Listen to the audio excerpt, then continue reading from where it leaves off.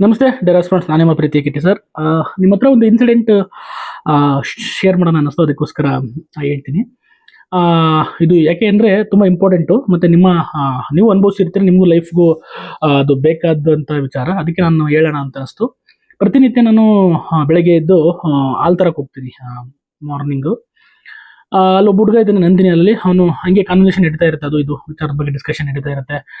ಮಾತಾಡ್ತಿದ್ದು usually ಹಿಂಗೆ ನಾನು ಹೋದೆ. ಹಿಂದಿನ ದಿನ UPSC ರಿಸಲ್ಟ್ ಬಂದಿತ್ತು. ಅವನು ಅಣ್ಣ ರಿಸಲ್ಟ್ ಬಂದಿದೆ ಗೊತ್ತಾ ಅಣ್ಣ ಅಂತಂದ. ಗೊತ್ತು, ಬಂದಿದೆ, ನಿನ್ನೆ ಬಂತು ರಿಸಲ್ಟ್. ಅಣ್ಣ ನಮ್ಮ ಭಾವ ಇದು ರ್ಯಾಂಕ್ ಬಂದ್ಬಿಟ್ಟಿದ್ದಾರೆ, ಕರ್ನಾಟಕಕ್ಕೆ ನಂಬರ್ 1 ಅಂತ. ಹೌದಾ, ಕರ್ನಾಟಕ ನಂಬರ್ 1? ಅದು ಆಲ್ ಇಂಡಿಯಾ ರ್ಯಾಂಕಿಂಗ್ ಅನ್ನು ಕೊಡೋದು ಮೋಸ್ಟ್ಲಿ. ಕರ್ನಾಟಕದಲ್ಲಿ ಅವರು 56ನೇ ರ್ಯಾಂಕ್ ಇರಬೇಕು, ಯಾಕೆ ನಂಗೆ ರಿಸಲ್ಟ್ ನೋಡಿದ್ನಲ್ಲ. ಇಲ್ಲ ಅಣ್ಣ ನಂಬರ್ 1 ಅಣ್ಣ, ಹಂಗೆ ಹಿಂಗೆ. ಹೌದಾ, ಓಕೆ, ಏನಾಯ್ತು ಅಂತಂದೆ. ಅಣ್ಣ ಅವ್ರು ನಮ್ಮ ಭಾವ ಅಣ್ಣ, ಹಂಗೆ ಹಿಂಗೆ ಅಂತ. ಭಾವ? ಹೌದಾ. ಅವ್ರು ನೋಡಿದ್ರೆ ಬೆಳಗಾಮು ಅಂತಾನೆ, ಇವ್ನು ನೋಡಿದ್ರೆ ಇಲ್ಲಿ ಕಡೆ ಕೊಡಗು ಕಡೆ ಇರೋದು. ಹೆಂಗೆ ಒಂದಕ್ಕೊಂದು ಸಂಬಂಧ ನನಗೆ ಗೊತ್ತಾಗ್ಲಿಲ್ಲ ಅಂತಂದ. ಇಲ್ಲೋಣ ಹಂಗೆ ನಮ್ದು ರಿಲೇಟಿವ್ ಅವ್ರಣ್ಣ, ಹಂಗೆ ಹಿಂಗೆ ಅಂತ ಎಲ್ಲ ಹೇಳ್ದ. ನನ್ನ ಸ್ಟೇಟಸ್ ಎಲ್ಲ ಹಾಕಿದ್ರೆ ನೋಡಿದ್ರಣ್ಣ, ಅವ್ರ ಸ್ಟೇಟಸ್ ಹಾಕಿದ್ರು, ಇವ್ರು ಸ್ಟೇಟಸ್ ಹಾಕಿದ್ರು ಅಣ್ಣ, ಹಂಗೆ ಹಿಂಗೆ ಅಂತೆಲ್ಲ ಹೇಳ್ದ. ಯಾಕೆಂತಂದ್ರೆ ನಾನು ಅವರು ಯಾರು ಫಸ್ಟ್ ರ್ಯಾಂಕ್ ಬಂದಿದ್ರು ಅವ್ರು ನನಗೆ ಗೊತ್ತು, ಈಗ ನಿಮಗೂ ಗೊತ್ತಿರುತ್ತೆ ಯಾರು ಅಂತ. ಪಾಪ ಅವ್ರು ಎಷ್ಟು ವರ್ಷ ಕಷ್ಟಪಟ್ಟಿದ್ರು, 6ನೇ ಅಟೆಂಪ್ಟ್ ಏನೋ ಕ್ಲಿಯರ್ ಮಾಡಿದ್ರು, ತುಂಬ ಸ್ಟ್ರಗಲ್ ಮಾಡಿದ್ರು, ಗೌರ್ಮೆಂಟ್ AE ಆಗಿದ್ರು. ಅವರು ಲೈಫ್ ಜರ್ನಿ ಸಕ್ಸಸ್ಸು ತುಂಬ. ಇಷ್ಟು ದಿನ ಕಾನ್ವರ್ಸೇಷನ್ ಮಾಡಿದ್ದೀವಿ ಅವನ ಜೊತೆ. ನಾನು ಯಾಕೆ ಹೇಳ್ತಿದ್ದೀನಿ ಅಂದ್ರೆ, ಅವನ ಜೊತೆ ನಾನು ಇಷ್ಟು ದಿನ ಮಾತಾಡಿದ್ದೀನಿ, 2-3 ಇಯರ್ಸಿಂದ ಅವನ ಹತ್ರ ಇದ್ದೀನಿ. ಯಾವತ್ತೂ ಮಾತಾಡ್ದನು ಅವ್ರ ಬಗ್ಗೆ. ಯಾಕಂದ್ರೆ ಹೇಳ್ಬೇಕಿತ್ತು, ಸರ್ ನಮ್ಮ ಒಬ್ಬರು ಈ ಥರ ಇದ್ದಾರೆ ಸರ್, ನಮ್ಮ ರಿಲೇಟಿವ್ ಓದ್ತಾ ಇದ್ದಾರೆ ಸರ್, ತುಂಬ UPSC ಎಲ್ಲ ಓದ್ತಾ ಇದ್ದಾರೆ, 4-5 ಅಟೆಂಪ್ಟ್ ಕ್ಲಿಯರ್ ಮಾಡಿದ್ದಾರೆ, ತುಂಬ ಚೆನ್ನಾಗಿ ಓದ್ತಾ ಇದ್ದಾರೆ ಸರ್, ಅದ್ರ ಆಗ್ತಾ ಇಲ್ಲ ಪಾಪ ಅಂತ ಏನಾದರೂ ಕಾನ್ವರ್ಸೇಷನ್ ಮಾಡಿದರೆ ಅವ್ನು ಈ ಸ್ಟೋರಿ ಹೇಳಿದಾಗ ನನಗೆ ಅದು ಸರಿ ಅನ್ನಿಸ್ತಿತ್ತು. ಬಟ್ ಆದ್ರೂ ಸಡನ್ ಆಗಿ ಅವ್ನ ರಿಯಾಕ್ಷನ್ಸ್ ಹೆಂಗಿತ್ತು ಅಂತಂದ್ರೆ, ಲೈಕ್ ಅವನೇ ಲೈಕ್ ಏನೋ ಅವರೆಲ್ಲ ನಮಗೆ ತುಂಬ ಕ್ಲೋಸು, ಫಾರ್ ರಿಲೇಟಿವ್ ಇರ್ಬೋದು. ನಾನು ಖುಷಿ ಪಡೋದಿಲ್ಲ, ನಾನು ಇಲ್ಲ ಅಂತ ಹೇಳ್ತಿಲ್ಲ. ಬಟ್ ಸೊಸೈಟಿ, ಸಮಾಜ ಹೆಂಗಿರುತ್ತೆ, ರಿಲೇಟಿವ್ಸ್ ಹೆಂಗಿರುತ್ತೆ ಅಂತ ಹೇಳಕ್ಕೆ ನಾನು ಹೇಳ್ತೀನಿ. ಅಂದರೆ ನೀವು ಕಷ್ಟಪಡಬೇಕಾದ್ರೆ, ನೀವು ಓದಬೇಕಾದ್ರೆ ಯಾರೂ ನಿಮ್ಮನ್ನ ಗುರುತಿಸಿರಲ್ಲ, ಯಾರೂ ನಿಮಗೊಂದು ರೆಕಗ್ನೈಸ್ ಮಾಡಿರಲ್ಲ, ಯಾರೂ ನಿಮ್ಗೊಂದು ಹೆಲ್ಪ್ ಮಾಡಿರಲ್ಲ. ಬಟ್ ಆದರೆ ನೀವು ಸಕ್ಸಸ್ ಆಗ್ತಿದ್ದಂಗೆ ನಮ್ಮಣ್ಣ, ನಮ್ಮ ಭಾವ, ನಮ್ಮ ಕೊಲೀಗು, ನಮ್ಮ ಫ್ರೆಂಡು, ನನ್ನ ರಿಲೇಟಿವ್ ಎಲ್ಲ ಜನ ಸುತ್ಕೊಂಡ್ಬಿಡ್ತಾರೆ. ಇದು ನೀವು ಯಾವ್ದಾದ್ರು ನಿಮ್ಗೆ ಗೊತ್ತಿರುತ್ತೆ, ತುಂಬ ಜನ ಗೌರ್ಮೆಂಟ್ ಎಂಪ್ಲಾಯ್ಸ್ ಇದ್ದೀರಾ, ತುಂಬ ಜನ PC ಇಂದ ಹಿಡಿದು IPS ವರ್ಗೂ ಅಥವಾ AS ವರ್ಗೂ ನೀವು ಎಕ್ಸಾಮ್ಸ್ ಕ್ಲಿಯರ್ ಮಾಡೋರು ನೋಡ್ತಿರ್ತೀರ.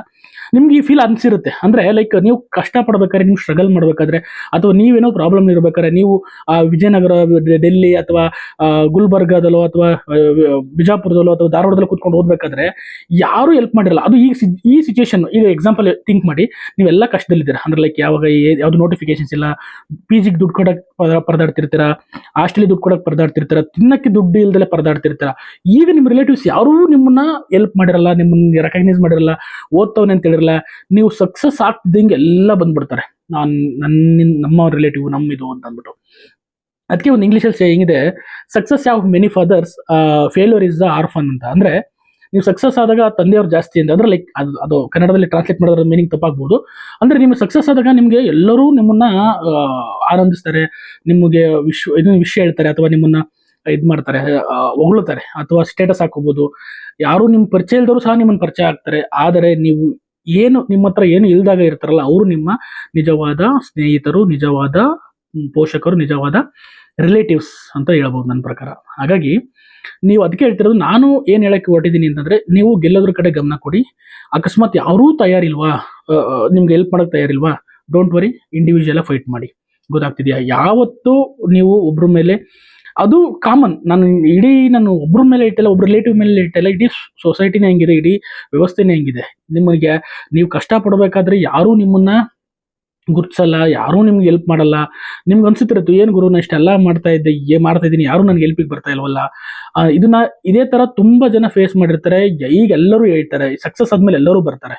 ನಾನು ಎಷ್ಟೋ ಇಂಟರ್ವ್ಯೂಗಳಲ್ಲಿ ನೋಡ್ತೀನಿ, ಎಷ್ಟೋ ಇದರಲ್ಲಿ ನೋಡ್ತೀನಿ, ನೀವು ಸಕ್ಸಸ್ ಆದಾಗ ನಿಮ್ಮ ಸುತ್ತಮುತ್ತ ಇರೋ ಇದೇ ಚೇಂಜ್ ಆಗುತ್ತೆ, ಬದಲಾವಣೆ. ಬಟ್ ಆದರೆ ನೀವು ಏನೂ ಇಲ್ದಾಗ, ಫೇಲ್ಯೂರ್ ಆದಾಗ, ಅಥವಾ ನಿಮ್ಮ ಹತ್ರ ಏನೂ ಇಲ್ಲದೆ ಫೇಲ್ಯೂರ್ ಆದಾಗ ಎಸ್ಪೆಷಲಿ, ಅವಾಗ ನಿಮ್ಮ ಹತ್ರ ಯಾರು ನಿಮಗೆ ಸಾಂತ್ವನ ಹೇಳ್ತಾರೆ, ಅಥವಾ ನಿಮ್ಗೆ ಯಾರು ಮೋಟಿವೇಟ್ ಮಾಡ್ತಾರೆ, ಯಾರು ನಿಮಗೆ ಗೈಡೆನ್ಸ್ ಕೊಟ್ಟಿರ್ತಾರೆ, ಅಥವಾ ಯಾರು ನಿಮ್ಮನ್ನ ಮೇಲೆತ್ತಿರ್ತಾರೆ, ಅವರು ನಿಮ್ಮ ನಿಜವಾದ ರಿಲೇಟಿವ್ಸ್ ಅಂತ ಹೇಳ್ತೀನಿ, ನಿಜವಾದ ಸ್ನೇಹಿತರು ಅಂತ ಹೇಳ್ತೀನಿ. ಅದಕ್ಕೆ ಅಂತ ಒಂದು 4 ಜನ ಇದ್ರೆ ಸಾಕು. ಗೊತ್ತಾಗ್ತಿದೆಯಾ? ತುಂಬ ಅವೆಲ್ಲ ಮೇಲೆ ಏನು ಗೊತ್ತಾ, ತುಂಬ ಜನ ಇರಲ್ಲ. ಆಮೇಲೆ ಕೆಲವರು ರಿಲೇಟಿವ್ಸ್ ಇರ್ತಾರೆ, ತುಂಬ ಹೊಟ್ಟೆ ಹೊರ್ಕೊಂಡು ಇರ್ತಾರೆ. ನೀವೇನಾದರೂ ಒಂದು ಅಚೀವ್ಮೆಂಟ್ ಮಾಡ್ತಾ ಇದೆಯಾ, ಏನಾದರೂ ಒಂದು ಸಾಧನೆ ಮಾಡ್ತಾ ಇದೆಯಾ ಅಂತಂದರೆ ಅದನ್ನ ಅಡ್ಡಿಪಡಿಸೋರು, ಮತ್ತು ಸುಮ್ಮನೆ ನೆಗೆಟಿವ್ ಮಾತಾಡೋದು, ಅಥವಾ ನಿಮ್ಮ ಎನ್ಕರೇಜ್ ಮಾಡೋದಲ್ಲಿ ಇರ್ಬೋದು, ಈ ಥರದ್ದು ತುಂಬ ನಡೀತಾ ಇರುತ್ತೆ. ಹಾಗಾಗಿ ನಾನು ಹೇಳೋದು ಅವಕ್ಕೆಲ್ಲ ತಲೆ ಕೆಡಿಸ್ಕೋಬೇಡಿ.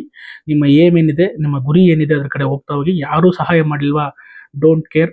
ಗೊತ್ತಾಗ್ತಿದ್ಯಾ? ನಿಮ್ಮ ಇಂಡಿವಿಜುವಲ್, ನೀವೇ ನಿಮ್ಮ ಬಾಳಿನ ಶಿಲ್ಪಿ. ಗೊತ್ತಾಗ್ತಿದೆ? ನಿಮ್ಮನ್ನ ನೀವು ಕಲ್ಪಿಸ್ಕೋಬೇಕು, ನಿಮ್ಮನ್ನ ರೂಪಿಸ್ಕೋಬೇಕು, ನಿಮ್ಮನ್ನ ಏನೇ ಒಂದು ಜಾಗದಲ್ಲಿ ನಿಂತ್ಕೋಬೇಕು ಅಂತಂದ್ರೆ ಅದಕ್ಕೆ ನೀವೇ ಪರೋಕ್ಷವಾಗಿ ಮತ್ತೆ ನೇರವಾಗಿ ಮತ್ತೆ ಪರೋಕ್ಷವಾಗಿ ಕಾರಣ ಆಗ್ತೀರಾ. ಹಾಗಾಗಿ ನಿಮ್ಮ ಹಾರ್ಡ್ ವರ್ಕ್, ನಿಮ್ಮ ಶ್ರಮ, ನಿಮ್ಮ ಸ್ಟ್ರಗಲ್ ಇರಲಿ. ಎಲ್ಲರೂ ನಿಮ್ಮ ಸ್ಟ್ರಗಲ್ ಮಾಡಿದ್ರೆ ಖಂಡಿತ ನೀವು ನಿಮ್ಮ ಓದಕ್ಕೆ ಹೋಗ್ತೀರಾ. ಮತ್ತೆ ಇನ್ನು ಫೇಲ್ಯೂರ್ ಆದ್ರಿಗೆ ಒಂದಷ್ಟು ನಾನು ಹೇಳ್ತೀನಿ. ತುಂಬ ಜನ ನಂಗೆ ಮೆಸೇಜ್ ಮಾಡಿದ್ರು, UPSC ಇಂಟರ್ವ್ಯೂ ಆಗಲಿಲ್ಲ ಸರ್, UPSC KPSC ಇಂಟರ್ವ್ಯೂಗೆ ಬರಲಿಲ್ಲ ಅಂತ ತುಂಬ ಜನ ನನಗೆ ಮೆಸೇಜ್ ಮಾಡಿದ್ರಿ. ಆಯಿತು, ಡೋಂಟ್ ವರಿ, ಅದಕ್ಕೆಲ್ಲ ತಲೆ ಕೆಡಿಸ್ಕೊಳ್ಳೋ ಅವಶ್ಯಕತೆ ಇಲ್ಲ. ಇನ್ನೊಂದು ಚಾನ್ಸ್ ಸಿಗುತ್ತೆ, ಬೆಟರ್ ಮಾಡಿ, ಇದಕ್ಕಿಂತ ಬೆಟರ್ ಮಾಡಿ. ಗೊತ್ತಾಗ್ತಿದೆಯಾ? ಹಾಗಾಗಿ ಯಾವತ್ತೂ ಫೇಲ್ಯೂರ್ಸ್ನ ಪಾಸಿಟಿವ್ ತಗೊಳ್ಳಿ. ಯಾರೂ ಆಮೇಲೆ ಇನ್ನೊಂದು ಕಾಂಪಿಟೇಟಿವ್ ಎಕ್ಸಾಮ್ಸಲ್ಲಿ ಇದು ಕಾಮನ್ನು. ಗೊತ್ತಾಗ್ತದೆ ಯಾಕೆಂದರೆ ನಾನು ತುಂಬ ಜನ ಇಂಟರ್ವ್ಯೂಸ್ ನೋಡಿದೆ. ನಮ್ಮ ಕರ್ನಾಟಕದಲ್ಲಿ UPSC ಪಾಸ್ ಮಾಡಿದವರು ಅವರೆಲ್ಲರೂ ಫಸ್ಟ್ ಅಟೆಂಪ್ಟಿಗೆ ಯಾರೂ ಸಕ್ಸಸ್ ಆದವರಲ್ಲ. ಎಲ್ಲ 3 ಅಟೆಂಪ್ಟ್, 4 ಅಟೆಂಪ್ಟ್, 5 ಅಟೆಂಪ್ಟ್ ಅಂತ ತಗೊಂಡೇ ಕ್ಲಿಯರ್ ಮಾಡಿದ್ದಾರೆ. ಹಂಗಂದ್ಬಿಟ್ಟು ನೀವು 5 ಅಟೆಂಪ್ಟ್ ತಗೊಳ್ಳಿ ಅಂತ ಹೇಳ್ತಾ ಇಲ್ಲ. ಇಷ್ಟೇ ಟೈಮ್ ಸಕ್ಸಸ್ ಆಗೋಕ್ಕೆ ಅಥವಾ ಒಂದು ಅತ್ಯುನ್ನತವಾದ ಸಾಧನೆ ಮಾಡೋಕ್ಕೆ ಒಂದು ಟೈಮ್ ಬೇಕಾಗುತ್ತೆ, ಅಥವಾ ಒಂದು ಸಮಯ ಬೇಕಾಗುತ್ತೆ. ಆ ಸಮಯಕ್ಕೆ ಬರುತ್ತೆ. ಆ ಸಮಯಕ್ಕೋಸ್ಕರ ನೀವು ವೆಯ್ಟ್ ಮಾಡಿ, ಮತ್ತೆ ಶ್ರಮ ಪಡಿ ಅಥವಾ ಕಷ್ಟಪಡಿ. ಖಂಡಿತ ನೀವು ಅಂದ್ಕೊಂಡಿದ್ದು ಸಾಧನೆ ಆಗುತ್ತೆ. ಹಾಗಾಗಿ ಬೇರೆದಕ್ಕೆಲ್ಲ ಯಾವ್ದು ತಲೆ ಕೆಡಿಸ್ಕೊಳ್ಳೋ ಅವಶ್ಯಕತೆ ಇಲ್ಲ. ನಾನು ಇದನ್ನ ಇನ್ಸಿಡೆಂಟ್ ನಿಮ್ಮ ಹತ್ರ ಶೇರ್ ಮಾಡಬೇಕು ಅನಿಸ್ತು, ಅದಕ್ಕೋಸ್ಕರ ಇದನ್ನ ಹೇಳಿದೆ. ಇಷ್ಟ ಆಯ್ತು ಅಂತಂದ್ರೆ ಕಮೆಂಟ್ ಮಾಡಿ. ನಿಮ್ಮ ಲೈಫಲ್ಲಿ ಈ ಥರ ಏನಾರು ಆಗಿತ್ತು ಅಂತಂದ್ರೆ ಡೆಫಿನೆಟ್ಲಿ ನೀವು ನಾನು ಕಮೆಂಟ್ ಮುಖಾಂತರ ತಿಳಿಸ್ಬೋದು ಅಂತ ಹೇಳಿ ಎಲ್ಲರಿಗೂ ಒಳ್ಳೆದಾಗಲಿ. Thank you so much.